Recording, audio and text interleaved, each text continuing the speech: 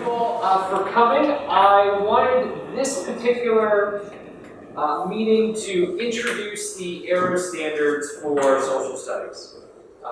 Whenever you're trying to introduce a new set of standards, there's a lot of confusion on what are these, what's the rationale for it, how do we navigate these, and more importantly, is this going to force me to change everything that I'm doing because I just don't have time for that? And if you say that, I'm immediately buying out. Thankfully, this is not the case. And the great thing about AERO Standards is that these connect quite directly to the knowledge and skills that you collectively have identified that you want your students to learn by the time they graduate. And so what we're going to be talking about today is not a new way to do social studies or here's a new fad. It's taking the expertise that you already have, and we're going to be using your expertise and just aligning it with these particular standards. Now, before we really get into AERO and how it's constructed, how we can use this, a few guidelines that we have I want to talk about. So, as you have already been doing, your social studies classes should mostly be focusing on the reading and writing skills from Common Core. So that is not changing. We want that to be the primary focus because those Common Core skills develop the reading, the writing, and the thinking skills that students are going to need in all of their disciplines. It's very interdisciplinary. And we want to emphasize those. We would like one AERO standard to be present in each of your social studies units. And the reason why is that AERO social studies standard provides the context to teach the Common Core skills. So really, the reason we're using AERO standards is so that as we're learning how to read, write, and think like a historian, we have some sort of context to use for teaching those skills. And lastly, the AERO standards perfectly align with the profile of graduates that you made. So this is not at all a contradiction of the expertise that you have. I want to work with the expertise that you all currently display when we're working with AERO Standards. Now, I'm not going to go over these two slides, but this is... Oh yeah, Justin, go ahead. Just a quick question. With our one AERO standard for each social studies unit, would you like that for our stage 1 UPDs? Yes. Okay. And we'll talk about how we're going to do that a little bit later. So these two slides were things that I mentioned in our flip videos that were sent out in August in terms of how to create stage 1. And we're going to be using part of this particular method in terms of how we can integrate AERO standards into the social studies standards you already have. So how are you going to take the standard, put it currently into your unit. So I'm not going to read through this, but we will be using parts of this method and what we're going to be doing later. So let's actually talk about the standards. There are 8 different components of social studies that AERO focuses on. And if you look, those components align quite well with the knowledge that you want students to have. You want them to know civics, economics, geography, and history. We have geography, we've got economics, we've got civics in terms of government, also sociology-based standards, and we've got our history through time, continuity, and change, connections and conflict, and culture. So everything that you said you want students to know when they graduate 5th grade is reflected on here. And even some of them are broken down further than just broader history. And what AERO does is they take those 8 components and they have 2 different cohorts when it comes to elementary school.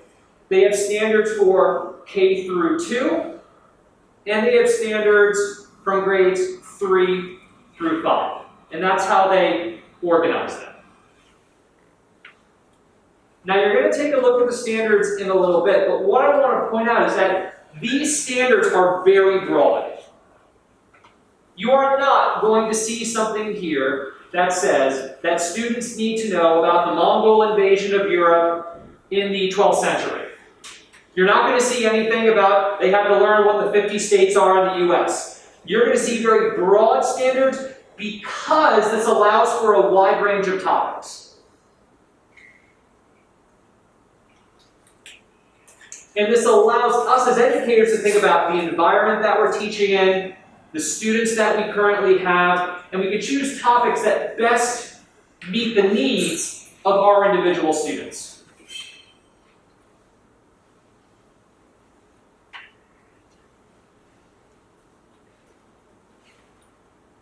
So here's how we're going to investigate this. And we're going to go through a bit of a slower process that will start. Admittedly, we're not going to finish it within this short session, but we're going to go through the process of how we can navigate this. So we're going to get Mark and Justin and Kim, you're going to be in one group. And then Christy, Patty, Joe, and Brenda, you're going to be in another group, because that's how the standards are organized into cohorts here. And all I want you to do, you have the standards out in front of you. Don't look at the enduring understandings, don't look at the essential questions, just look at the standards that are listed. And I'm going to give you about 10-ish minutes to just think, what are you noticing about these? And I don't want you to get hung up on, here's everything that has to happen in 3, here's everything that has to happen in 4, here's everything that has to happen in 5. We're not asking that. Just for right now, look at the standards as a whole of K through 2, as a whole of 3 through 5. And let's think about what are we noticing about them. And just one note, the EUs and EQs, the enduring understandings and essential questions, not all of them meet the standards that we're looking for in stage 1. So some of these can definitely be adopted if you're going to address certain standards, but a few might need to be adapted. So what I'm going to ask is for the next 10 minutes, meet with your group. I've got our 2 big tables set up in the back, and just spend some time looking at the particular standards and think about what are you noticing about them. And then we'll start to do something with them afterwards. Right. So 10 minutes, let's go back to those tables and get working. I'm going to be with you as that's going on.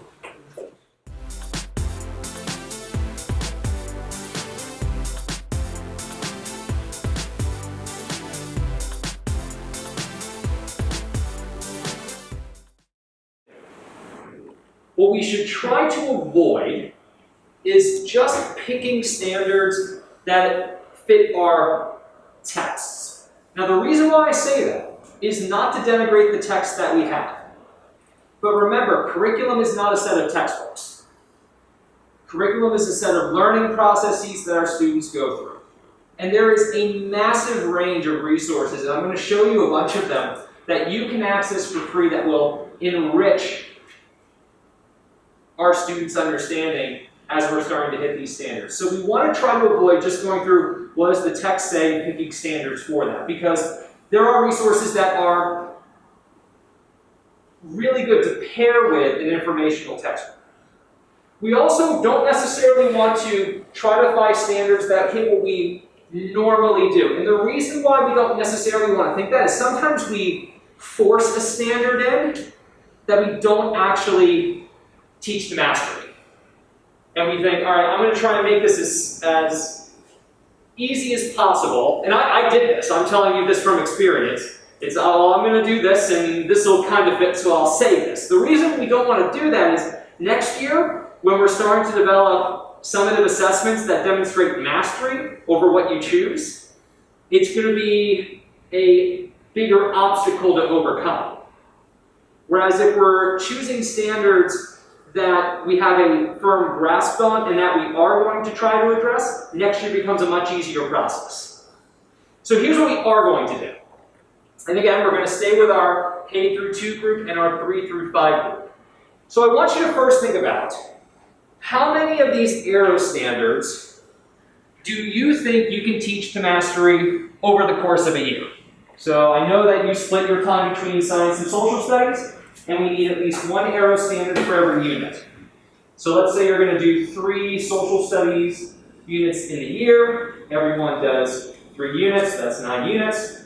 Everyone does at least 1 standard, maybe 2. That's some range between 9 to 12 over the course of K through 2, over the course of 3 through 5. After you identify how many standards you're going to hit collectively as a cohort, what I'd like you to do is go through those subsections, and if you see some that you think that isn't nearly as important in terms of the grand scheme of everything that we have, if you find something that's really good, start noting that. Start crossing off things that aren't as valuable, and start highlighting or circling things that seem really important for our unique students here to know.